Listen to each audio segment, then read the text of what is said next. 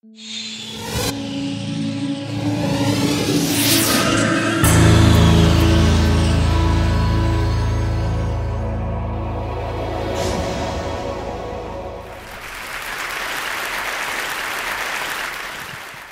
do so many people reach success and then fail? Well, one of the big reasons is we think success is a one-way street. So we do everything that leads up to success, but then we get there, we figure we made it, we sit back in our comfort zone, and we actually stop doing everything that made us successful. And it doesn't take long to go downhill.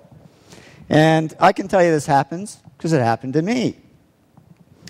Reaching success, I worked hard, I pushed myself, but then I stopped because I figured, oh, I've made it. I can just sit back and relax. Reaching success, I always tried to improve and do good work. But then I stopped because I figured, hey, I'm good enough. I don't need to improve anymore. Reaching success, I always was pretty good at coming up with good ideas because I did all these simple things that lead to ideas. But then I stopped because I figured I was this hotshot guy and I shouldn't have to work at ideas. They should just come like magic. And the only thing that came was creative block. I couldn't come up with any ideas. Reaching success, I always focused on clients and projects and ignored the money. But then all this money started pouring in, and I got distracted by it. And suddenly I was on the phone to my stockbroker and my real estate agent when I should have been talking to my clients. And reaching success, I always did what I loved.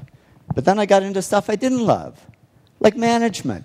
I'm the world's worst manager, but I figured I should be doing it because I was, after all, the president of the company. Well, soon a black cloud formed over my head, and here I was, outwardly very successful, but inwardly very depressed.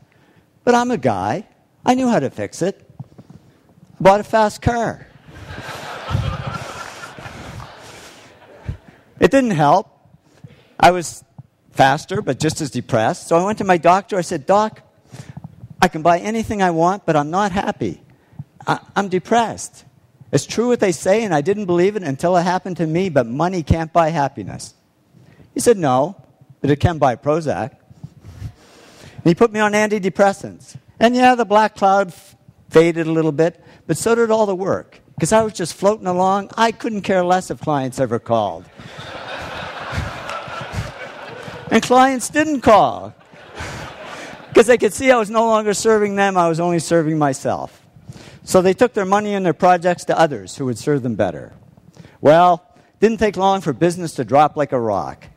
My partner and I, Tom, we had to let all our employees go. It was down to just the two of us, and we were about to go under. And that was great, because with no employees, there was nobody for me to manage. So I went back to doing the projects I loved. I had fun again, I worked harder, and to cut a long story short, did all the things that took me back up to success. But it wasn't a quick trip. It took 7 years. But in the end, business grew bigger than ever. And when I went back to following these 8 principles, the black cloud over my head disappeared altogether. And I woke up one day and I said, I don't need Prozac anymore. And I threw it away and haven't needed it since. I learned that success isn't a one-way street. It doesn't look like this. It really looks more like this. It's a continuous journey. And if we want to avoid success to failure syndrome, we just keep following these 8 principles, because that's not only how we achieve success, it's how we sustain it.